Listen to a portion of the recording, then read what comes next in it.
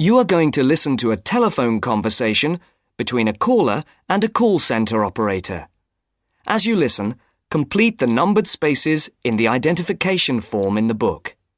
First, you have some time to look at questions 1 to 5.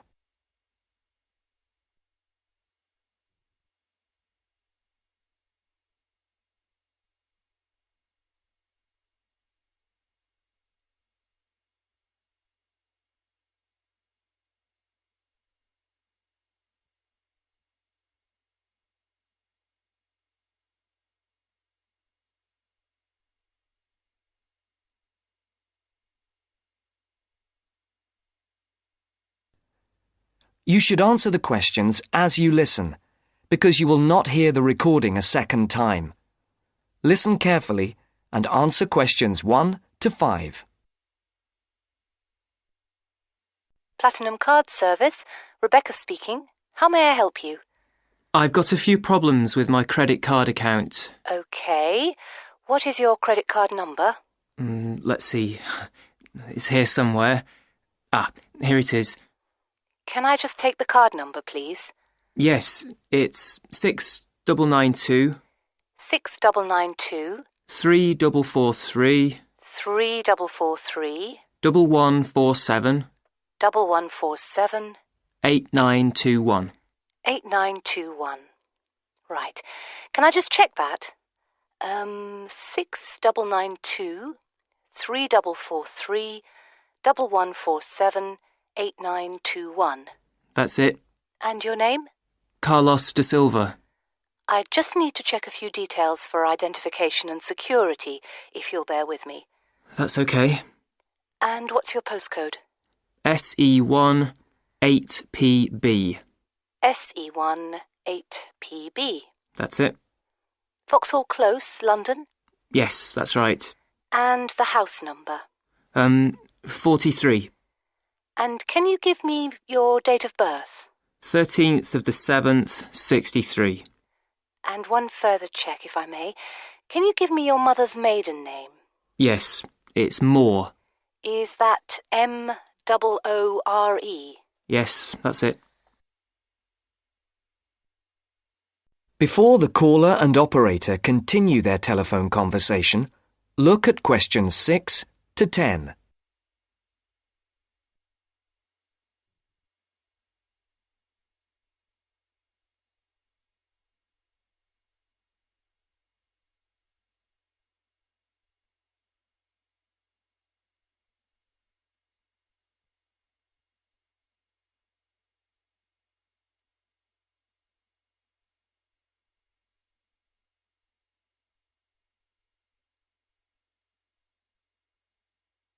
Now listen to the next part of the conversation and answer questions 6 to 10.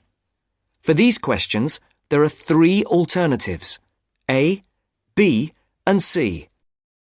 Decide which alternative is the most suitable answer and circle the correct letter. Yes.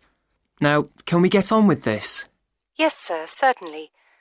I'm sure you'll appreciate that all these checks are necessary for security reasons. So, what exactly is the problem? Problems? Okay. Well, first, your computer seems to have gone mad. I sent you £500 and on the statement for the account it shows that I only paid £300. Yes. The account does only show £300 was paid. Well, I paid the £500 in at the bank and I have my receipt, and my bank statement shows that £500 has been taken from my account. Oh, I see. What I'll do is check with the bank and see what they say. OK. You said there was something else? Yes, as if that wasn't enough. My account shows that £107.27 was paid to a company called Pan Express. I don't know who this is. Let's have a look. Well, it is genuine. I can assure you it's not mine. It was made on the evening of the 12th of May. Maybe it's a restaurant bill you forgot about? There's no way that... Oh, wait, hold on. Yes. Oh, it's okay. I've just realised what it is. It is a restaurant bill. The name of the company is different from the name of the restaurant. My mistake. I'm sorry. That's okay. Was there anything else? I don't know if I dare. What is it anyway? Well, it's, the amount of interest seems to have gone up. If you look at your statement for April, you'll see that the rate went down from 16.27% to 14.99% that month. Oh, yes, you're right. Was that everything? Yes, basically it is. Okay. And can you check my payment? Oh yes, I'll do it. Can I phone you back? I'll be at home for the next 2 hours. I have to leave at 11. Right. What's your number? 020 7989 7182. Hold on. 020 7979? No, it's 7989 and then 7182. So it's 020 7989 7182. Yes, that's it. Okay, I'll phone you straight back. Thanks. Bye. That is the end of part 1. You now have half a minute to check your answers.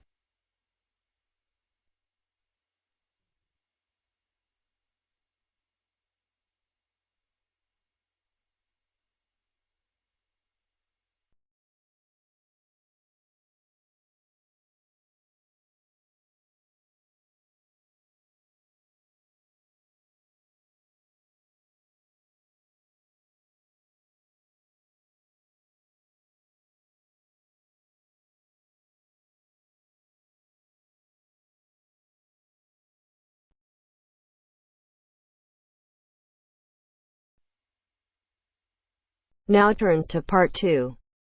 Part 2. You will hear a library assistant talking about the library she works in. You now have 30 seconds to read questions 11 to 15.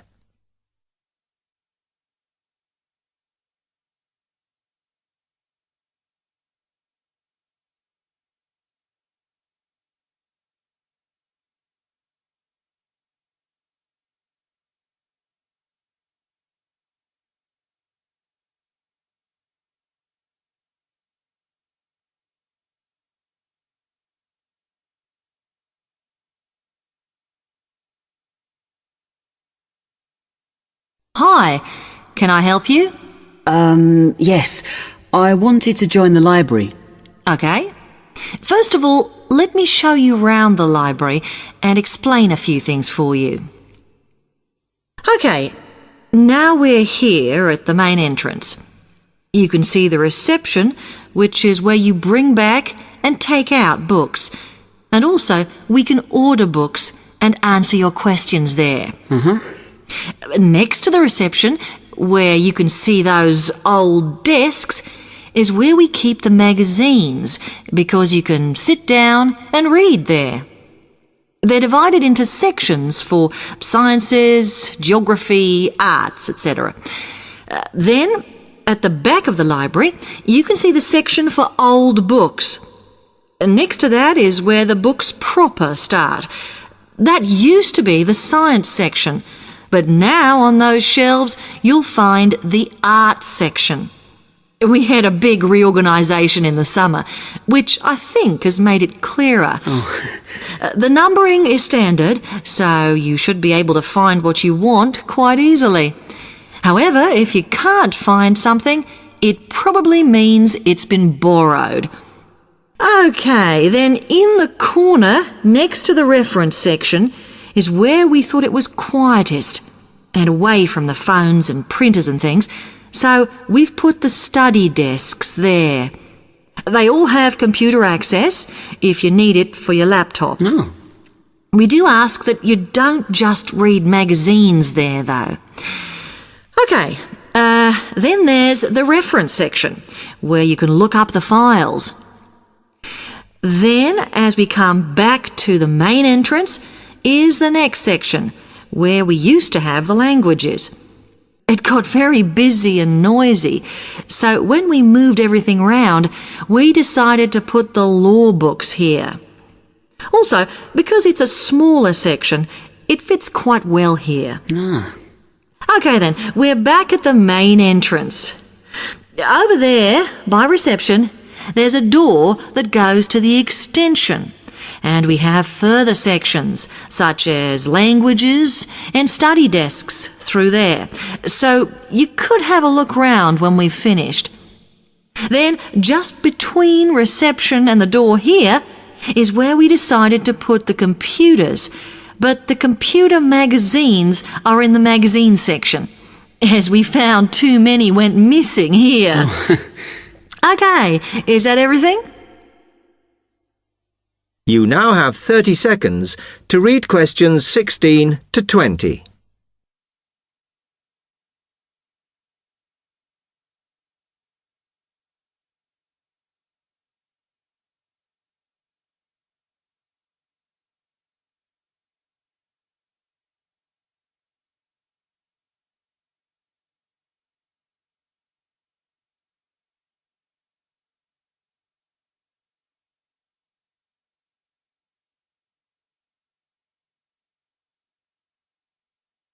That's great, thanks. Can you just tell me a bit about borrowing and the rules and whatever? Of course. Over the last 2 months, we've been introducing a new system for this, and you can now take books out for 6 weeks. That's generally enough for most people. We usually get books back within 30 days. Of course, you may decide to renew the period. You used to have to come in to get the book stamped because we don't like doing it over the phone, as there's no record of it. But now you can do all that via email. If you do forget to renew, then we do make a charge, I'm afraid. That helps our costs, of course, but we do insist on it. The good news is that there is only one charge. I know some libraries charge £1 for 1 week and then it goes up with each week it's late. We ask for £1.50 as we think that's high enough to stop people being overdue. The other thing you may want to know is what you do about books that are not on the shelves. We do have a system for reserving them. All you have to do is fill in a yellow form behind those blue ones on the desk and give it to someone at reception. We'll let you know when it comes in. Also, sometimes you will need a journal article that we don't have but can get from other libraries. So we offer an ordering service if you need it. Now, if you'd like to fill in this form here.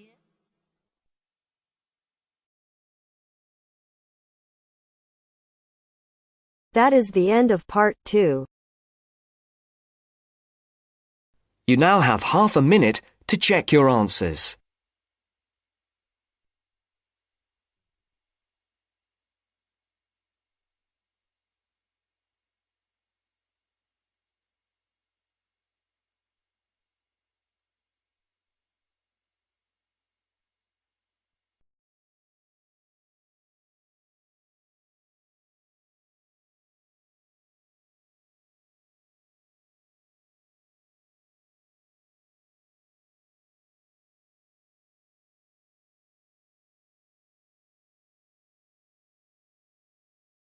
Now turns to part 3.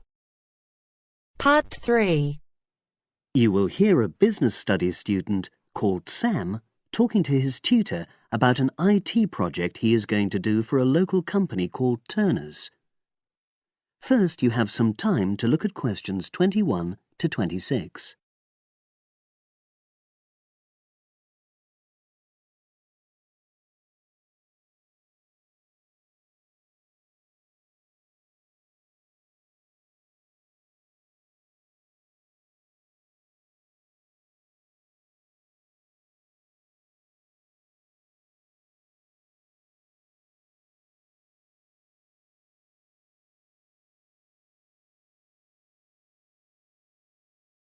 Now listen and answer questions 21 to 26. Hello, Sam. Come in and sit down. Thanks. You're here to discuss your company-based IT project, aren't you? Yes, I've been to see the manager and he's given me a lot of ideas about projects that the company would find useful, but I wanted to ask your opinion about them before I choose one. Yes, that's fine. Now, this company's called Turner's, isn't it? That's right. It's a small engineering company. They make machine components for trade use. They're well established. They started in 1976, but they're a bit old-fashioned. Okay. And what kind of projects did Turner's suggest you could do for the company? Well, they want some improvements made to their customer database. The one that they've got at the moment isn't very useful in some ways. I had a quick look at it. That would be a very straightforward project, and it'd be simple enough to evaluate, but I don't think you'd get enough out of a project like that. You wouldn't learn anything new. Well, another project they suggested is to do with their online sales catalogue. At the moment, customers can look at their products, but they can't actually order them online, which must affect their competitiveness. But I said I thought it would take too long. It's quite a big task. You're right. It's too much for the time you've got. It's a pity, though. Then they want some help with their payroll system. At the moment, the way they calculate pay involves a lot of manual accounting. I suggested they could have a system where employees register electronically when they arrive and leave work, so the hours they do could be transferred automatically. I think you'd get a lot out of a project like that. It would extend your skills, but it wouldn't be too much to take on. A student did something similar a couple of years ago, but this is slightly different. Well, then they need help with their stock inventory. They do everything manually. Really? Yes, and it takes so much time. It's probably very inaccurate, too. An electronic inventory would probably be the biggest single benefit for the company. I'm surprised they haven't had it done before. I know. Then they wanted to improve their internal security. The manager had visited other companies where the staff use swipe cards to access various areas of the building. It sounded useful, but the trouble is I'm not really sure how to do it. Well, I think you're right in that assessment. At the moment, it's probably a bit beyond your level of knowledge. Is that all? Just one more. Customer service. They want to be able to collect feedback from their customers in a more systematic way. At the moment, it's a bit of a mess, and they probably lose business as a result. Would that involve you going to see customers at their own premises? Because in that case, you might have to do a fair amount of traveling, and that would incur expenses that haven't been agreed with these companies. I never thought of that. Well, it might not be a problem, but it's something that needs clarifying. Well, I hope that's been helpful in narrowing down the options. Yes, it has, thanks. I'll be able to make a decision now. But while I'm here, can I talk to you about coursework? Sure. Now you have some time to look at questions 27 to 30.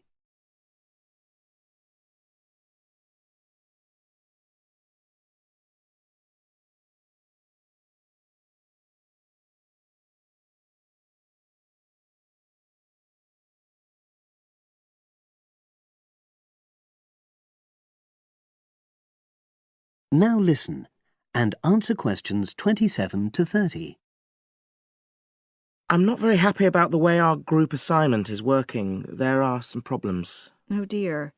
Are people just not getting on with each other? That's the worst thing. Actually, we're all friends. It's not that. But when we're having a discussion about the assignment, one or two people end up doing all the talking and the rest don't say anything. It's a bit frustrating because we need plenty of debate. Well, that's a common observation. You're studying in a group with people from all over the world, and you all have your own ways of participating. In some places, students are more used to listening than talking, and vice versa. I suppose you're right. I'll try to remember that. Does everyone pull their weight as far as sharing the workload is concerned? I'd say they do, yes. And our group elected a leader. She's very good at making sure no one's overloaded. But personally, I feel that there are just too many of us in the group. Whenever we try to arrange a meeting, there's always at least one person who can't make it. It's not anyone's fault, it's just that we've all got slightly different timetables. Well, I'm glad you've talked to me about it. Feedback is always useful. Is there anything else you're concerned about? There are a couple of problems with lecturers that all the students are talking about. Last semester we had negative feedback about the way lectures were organized. There were several occasions when the wrong room had been booked or the same room had been booked twice, that sort of thing. Is that still a problem? That hasn't happened at all as far as I know. Oh, good. It's sorted out then. But I don't know the reason, but some of the staff often turn up late, so we miss 10 or 15 minutes of our lecture time. It might be because they've been copying handouts for students. I think there's a queue for the machine sometimes. Well, I'll look into that. Thank you for telling me. Anything else? The other thing is that it can be very difficult to get to see a lecturer individually. They're all very supportive and friendly when you do manage to find them, but often they're not in their office, even at times when they're meant to be available for consultation. Okay, that's helpful. Now, before you leave, That is the end of part 3. You now have half a minute to check your answers.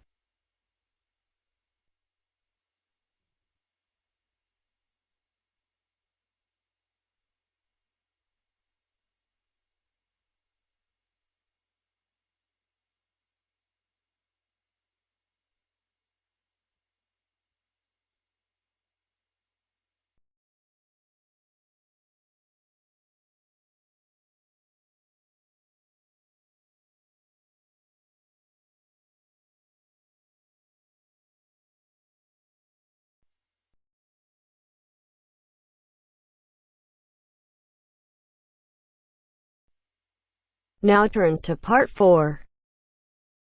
Part 4. In this section, you'll hear an interview on IQ tests. First, you have some time to look at questions 31 to 40.